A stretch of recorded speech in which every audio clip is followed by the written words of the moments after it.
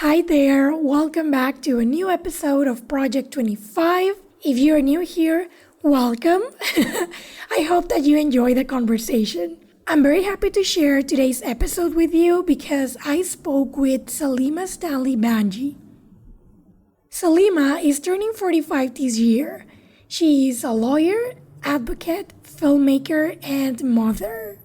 After leaving private legal practice in 2008, she spent over a decade working in the not-for-profit sector. She was the executive director of Vibrant Calgary, an NGO working in poverty reduction and advocacy, and as the general counsel of the Calgary Homeless Foundation. Now, she is the CEO and founder of Humainologie, formerly known as the Calgary Center for Global Community, which was created with the vision of creating an equitable world where every human is heard, included, and valued. Humainologie's mission is to center people facing systemic barriers by amplifying their stories and celebrating their humanity. Salima has produced and directed over 30 short films, receiving over 20 film festival awards and selections.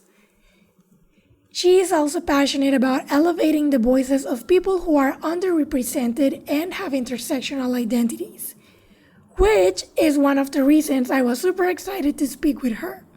In this episode, we talked about her journey from being 25 to here, which included many things, such as getting out of the black and white mindset, being unapologetically you, the importance of kindness, and how we have way more power than we think. Finally, I want to give a big shout out to my friend Jimena for encouraging me to reach out to Salima.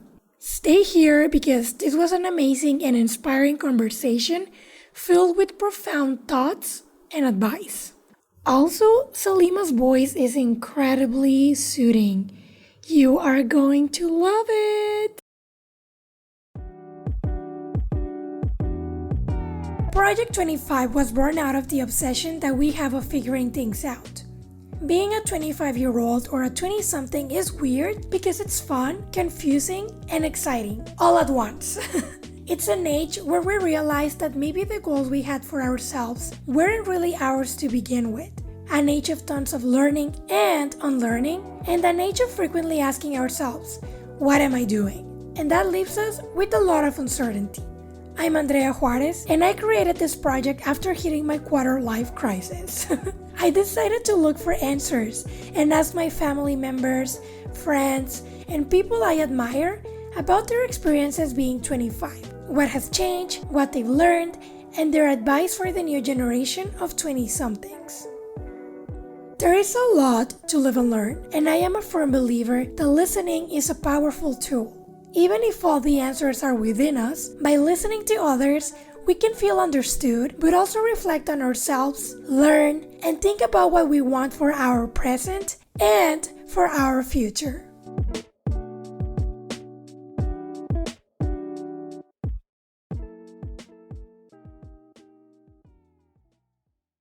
Thank you, Salima, again for being part of Project 25. And I was going to say thank you for being here, like being in the podcast, but I'm actually at your home. So thanks for opening the doors. You're so welcome. I'm just very excited. Today's interview, I read a little bit about your story within Humainologie, about your career changes and other things that you've done, like for charities and marathons. So yeah, this is exciting. And I want to ask you the first question, if you don't mind. So what is your age, title, or how would you describe yourself? So I am turning 45 this year, and I would describe myself. It's always a really hard thing to talk about yourself and like put labels on yourself. I think that I am someone who lives life in a unique way, and I enjoy doing things differently. I also love change, which I think is maybe different to a large amount of people. And I feel like I experience a lot of joy through connection, through relationships, and also through creative pursuits. I love that.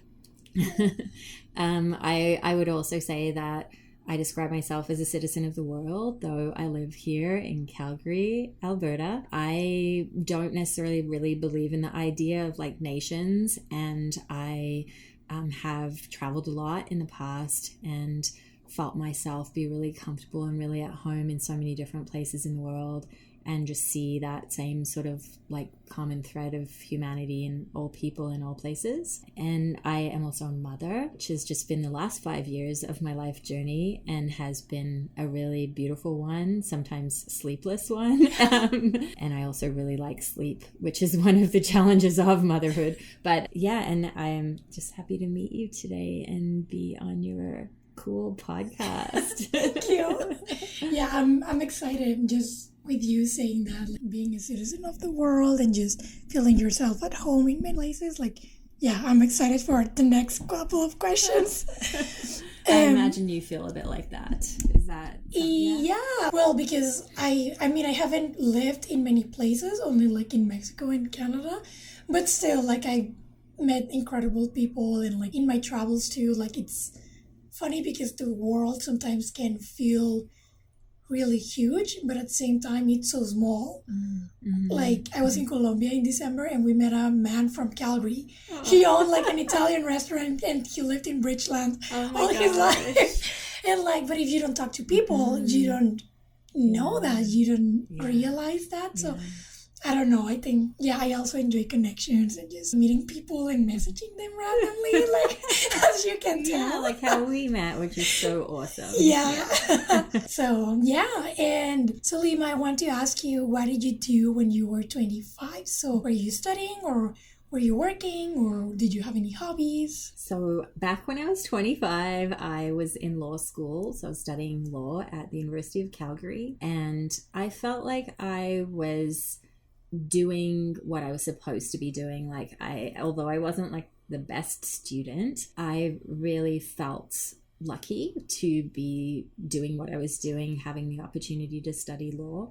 And I didn't necessarily think I was going to have a lengthy career as a lawyer, but I felt like it was an opportunity that would open up doors for me to do other things in life, which for sure it has.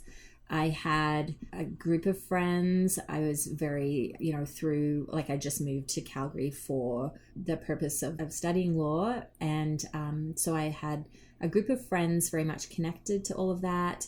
I loved going out to eat and dance. And I think I was also at that point in time always, still very interested in different experiences. I did some of my law degree at the University of Auckland. So I lived for 6 months in New Zealand and I was fairly like active and just like the life of being a law student. It seems like such a long time ago now. It's a stretch for me to really remember.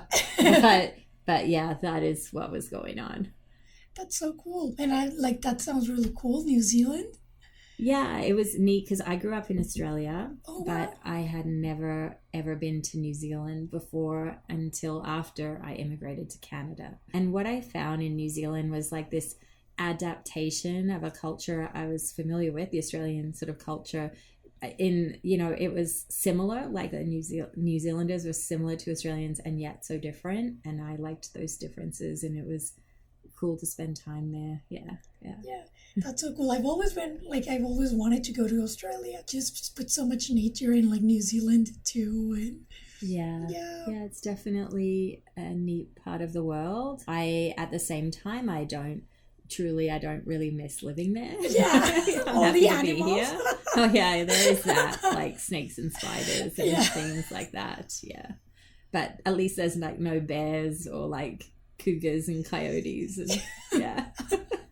That's so funny. And Salima, you mentioned that when you were 25 and you were studying law school, you were thinking like, I'm doing the right thing, like I'm on the right path. So I want to ask again, besides that, where was your mind at? So what was your vision of the world, or did you follow like a religion, or did you have like a mantra or a big belief about how things should be?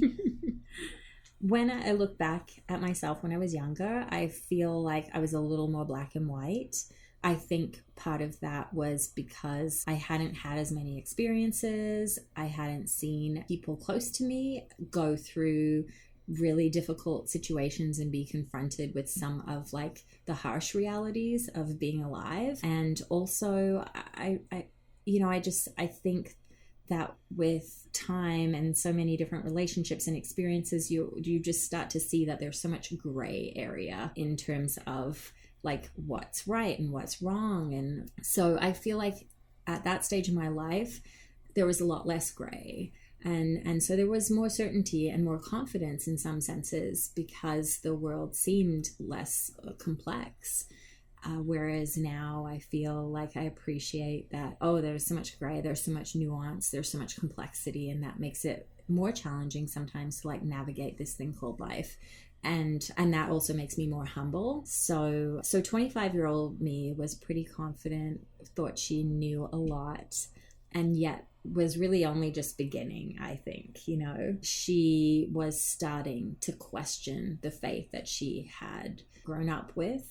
And that questioning was like, I was starting to move away from practicing organized religion, and felt that organized religion, like not specifically the one that I followed, but just in general, was starting to feel like it wasn't comfortable for me. It didn't resonate so much. And so there were explorations around other forms of spirituality, I would say, at that point in time, that then just really took off into like my late 20s and early 30s. I kind of went on a pretty huge spiritual search, I would say. At that point in time, there were shifts starting to take place. And now that you're talking about shifts, you also mentioned that, you used to think more like in black and white, whereas you now can see the gray areas. So from when you were 25 to this day, what has changed?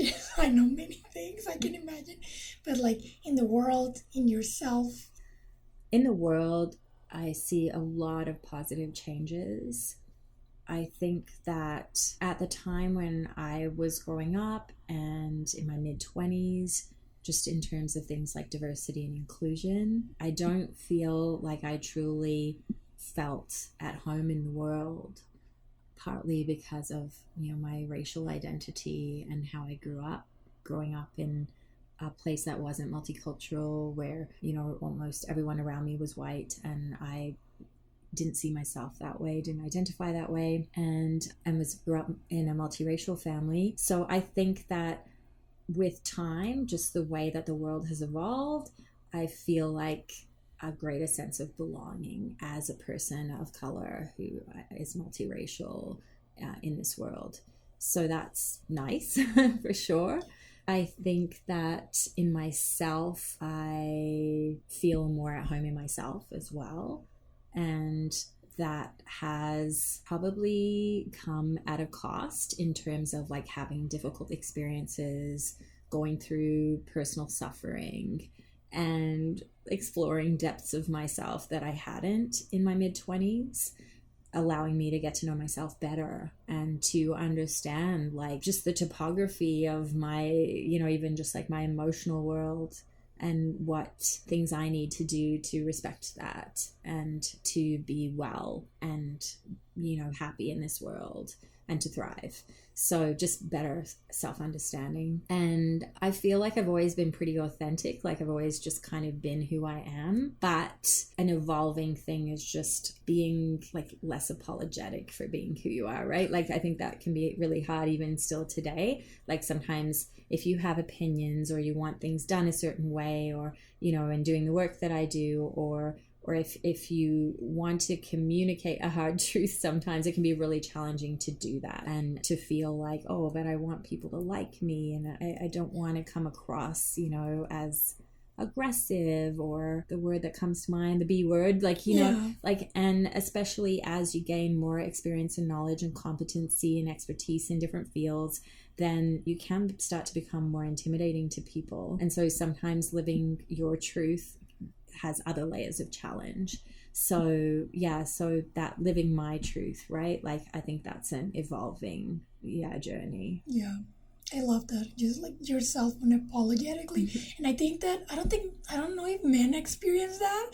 Maybe it's more of a woman thing that Yeah, I definitely think there are elements of like how we've been socialized and conditioned that gender does play a role into that. Like it's so much easier for men to be decisive and to not come off as certain things when you're a woman, certain traits that come off a certain way, right? Like if you know what you want and you communicate it directly, and that can be perceived to be a negative thing, whereas for a man it often isn't. Yeah, it's like, oh, he's being assertive, but if a woman does it, it's like, oh, she's being aggressive. Yeah, it's unfortunate, but I think our world is changing, gender roles and people's expectations around how we're supposed to act, and just like the sort of dissolution of the binary and all of these things, right? Like there are shifts, and that's another reason that I feel happy to be in the world, or happier to be in this world today than 20 years ago. Yeah. Oh, thank you for sharing that.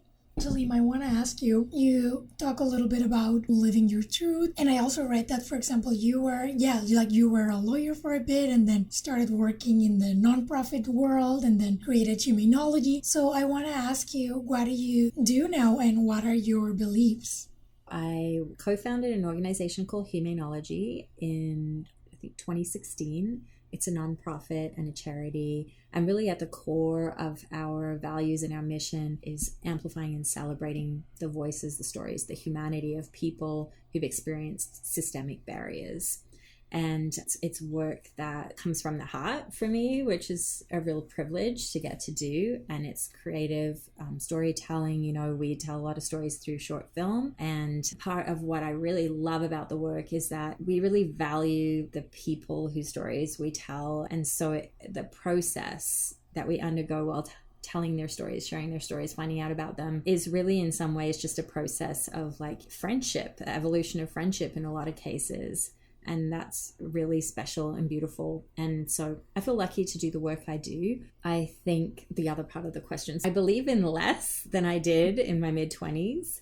And I think what that means is that there is a greater sense of unknowing, greater sense of comfort in not having the answers, not having any kind of ideology or dogma that I'm really attached to.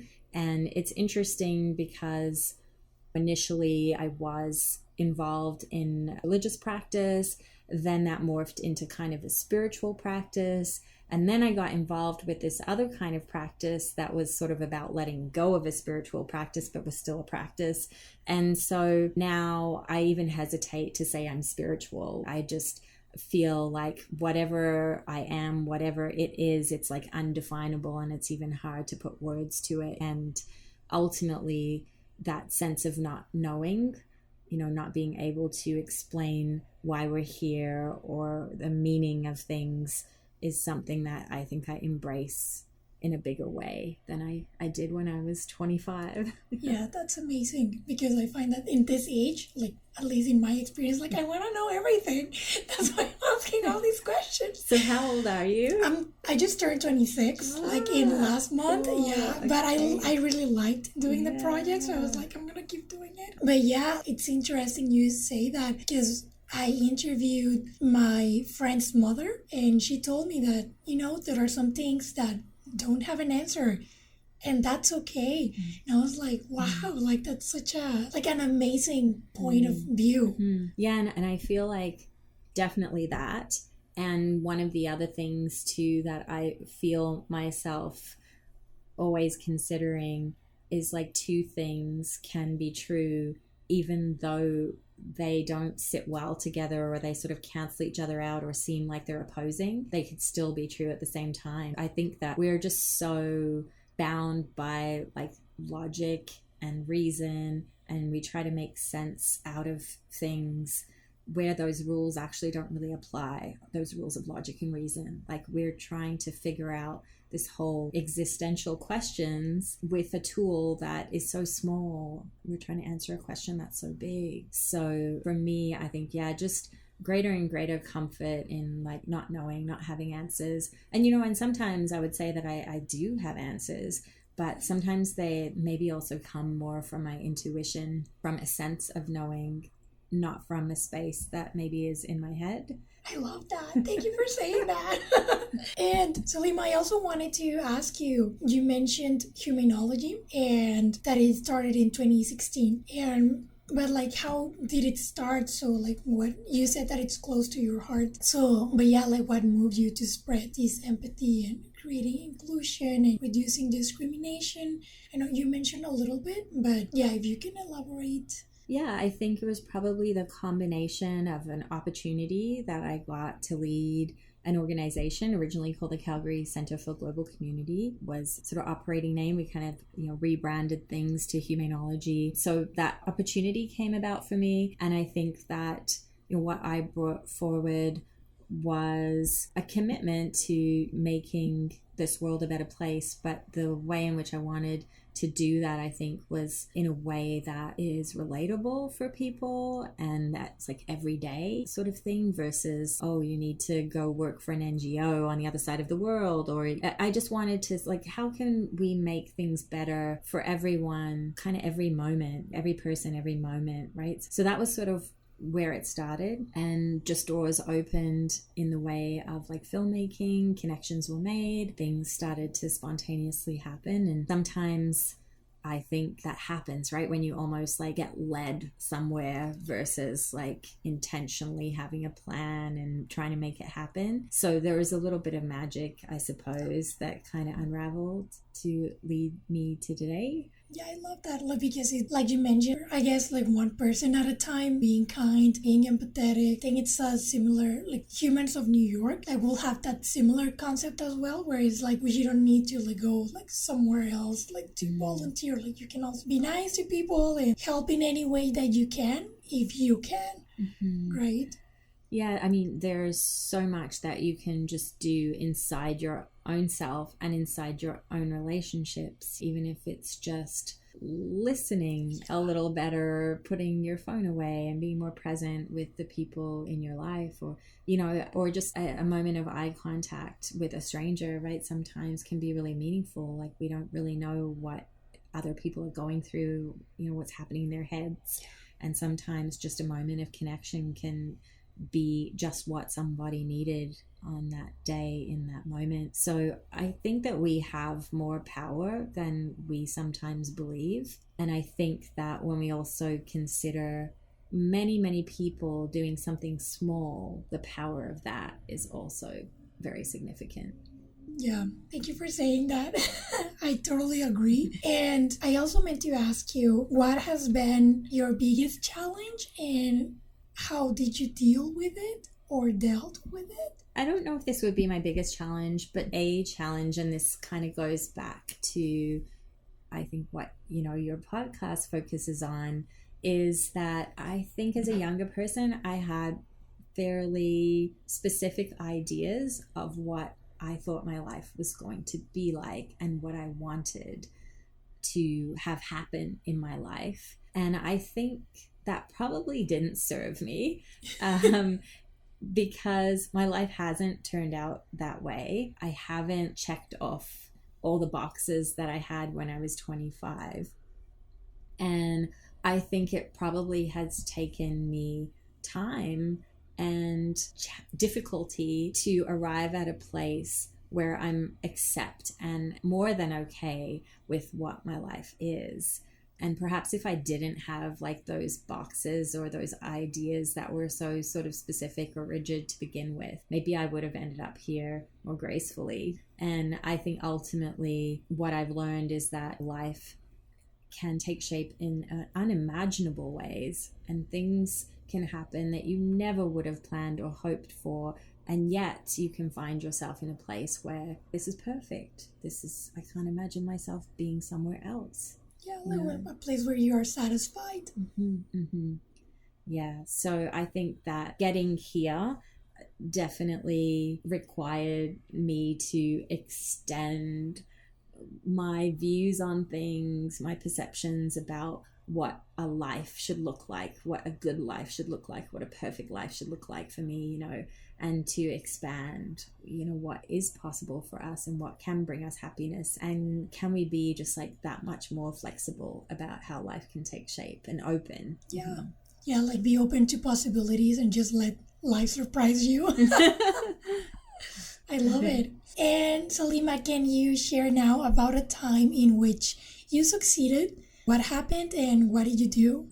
I feel successful as a mother. That's not to say that I've done everything right or that I haven't had moments where I was like tired and grumpy and could have said something much better than what I did to my daughter. But I do feel that I have been able to be this consistent, loving presence for my daughter who accepts her how she is and who is open and willing to talk about things and wants to show her a version of the world that is much less like boxy than the one I guess that grew up with, and hopefully that serves her. So it's not something that I like go to sleep at night and pat myself on the back, like, you know, but I guess what I do feel about it is that I don't really have regrets. And I think sometimes that's a good measure, right, of feeling like I feel comfortable with what her life has looked like and how she's been kind of acquainted with this world. Yeah. Oh, that's beautiful. And Salima, can you share a time in which you failed? So what happened? How did you handle the situation? And what did you learn? I think that a lot of my failures in the past have taken the shape of like failed like romances, failed like dating situations and stuff like that. And I've had a lot of relationships. So there's been a lot of those. And I think ultimately when relationships end, even when maybe they were supposed to end, we sort of identify it as a failure, you know, which is, it's too bad, right? Because all of those things were experiences that gave us an opportunity to see parts of ourselves, maybe even to see like dysfunction in ourselves or like triggers, and to be able to be more knowledgeable, right? Like the next time. Yeah. So in some ways, I don't really want to describe the endings as failures, you know?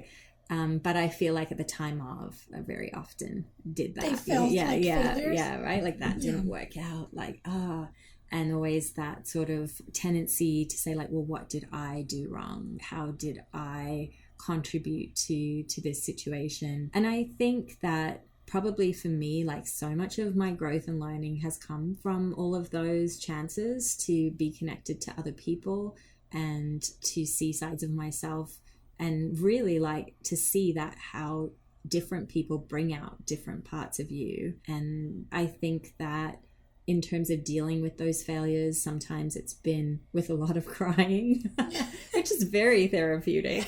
I encourage people to try it if you don't already. But I think that, reflection, of course, right? And sometimes I can be prone to like too much of that. But ultimately, sometimes repetition can be a really good teacher. Like if you find yourself in a situation that looks a similar way to other situations you've been in, or you're feeling a similar way, like I think a lot of wisdom can come from that. So I'm not saying that I have at all learned everything that there is to learn in that regard, but I do think that there has been a lot of amazing experiences, a lot of failures, and just even the acceptance of failure, right, is a profound thing.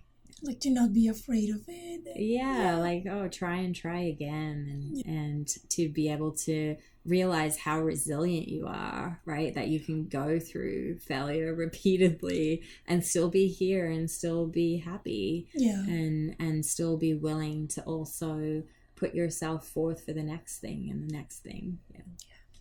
That's great. I love it.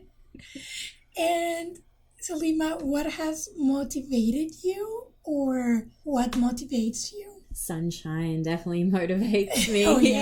Sunshine and warm weather, which is like a bit questionable as to why I live here then. And I think for sure, just like human connection. Sometimes first thing in the morning, like the bizarre things that my daughter says, like right off the bat when she wakes up, like sometimes they're like really out of context or really specific, just something that she's thinking about that would never be remotely on my mind, and it's always really entertaining to hear. And just those initial hugs and those initial exchange of words and weird meanderings first thing in the morning, it definitely makes me happy to be alive. I think I'm also motivated by the things I see in the world that I feel like could be happening better or shouldn't be happening at all. Those things motivate me to be able to be part of creating those little shifts and to know that I am able to contribute, right? I think that's motivating. And Salima, if you could go back to when you were 25, would you change anything or make things different? So you sent me the list of questions before we met, and it was a while ago that I had a look through them, and I paused on this question and I went around in circles in my head to figure out what my answer was. No, it was a good exercise. And it's sort of like if you change even one small thing in your past, it could change everything after that happened. And so I kind of feel like it's impossible to say that there's anything you want to change if you feel just fine with where you are today, right? And feel grateful. So I think for me, I can't really go down that road of like, I should have, or I wish I had. Like, it just really isn't part of my makeup. And I think that I lost my dad in 2021, I think, to COVID. And it was a situation where, oh gosh, for weeks I was in that place of should have, could have, not just in terms of his treatment, but even just in terms of our relationship. And that's really a place of suffering and I think that I wouldn't really want to put myself through that, for one, but also that it's perfect to like fail, mess things up. It's perfect to have all of the non-ideal experiences that life brings there. I think that I look back and I just sort of feel like everything happened the way it was meant to happen. Yeah. And I think also having a little human in my life and thinking about the possibility that if I did something different, it wouldn't be her. It just, it doesn't feel right. Like, so pretty okay with what's happened, even with all of its messiness, right? Yeah. And imperfection. And I think that's a great way to live. I feel grateful for having that perspective. Yeah. Thank you for sharing that. And I'm sorry about your father. Oh, thank you. Thanks. And Salima, we talked a little bit about being 25 and discovering life can really surprise you and you don't have to be fixated in one certain thing. So I want to ask you now, what advice do you have for today's 20-somethings, or what do you wish you knew when you were 25? Yeah, I think that I might reverse the question around, if that's okay. And almost be like, what could I take from that 25-year-old that would help me today? Yeah. Is that okay? Oh, yeah. That? Yeah. Yeah, I said there are no rules. We gotta keep things, we gotta make it interesting. Okay, because I feel like for sure, go through life, a lot of stuff happens. If it doesn't happen to you, it happens to people close to you. And you see the amazing resilience of humans, which is incredible. But sometimes you can also start to lose that sense of anything is possible and magic can happen that I think we do have when we're younger. I think that sometimes there can be this level of confidence when you're younger about what you might do and be and become in the world. I can remember maybe my 12-year-old self was like, I'm going to be a pop star. And then after I outgrew that, I was like, well, I'm going to be a heart surgeon. And I don't, and you have like lofty dreams and you truly feel like they're realizable. And then as you get older, sometimes you get separated from that and feel like there's a massive obstacle between you and your dreams, or just like magic doesn't happen, or it doesn't happen often, or to me. So I think reconnecting with that magic, and that maybe it could even be like an absurd confidence, or just like the ability to embrace what seems impossible, right? That I think is more of a feature of our youth than it is as we grow older. So that's something that I feel like, bring a little bit more of that back that would be okay. Yeah. So a little bit more of that magic. Like my friends and I, like sometimes we call ourselves like delusional. But yeah, like I'd rather like be a little bit delusional than, just, I don't know, conform myself with something that I don't want. Yeah. And I love that word, delusional, and giving it's kind of got a bad rap, right? Yeah. We think about it as like a negative thing, but you know what? Maybe there are some benefits to some amount of delusion, right? And maybe a level of delusion will actually helps us go places that other people don't tend to go. Yeah, or where like we will never expected ourselves to be.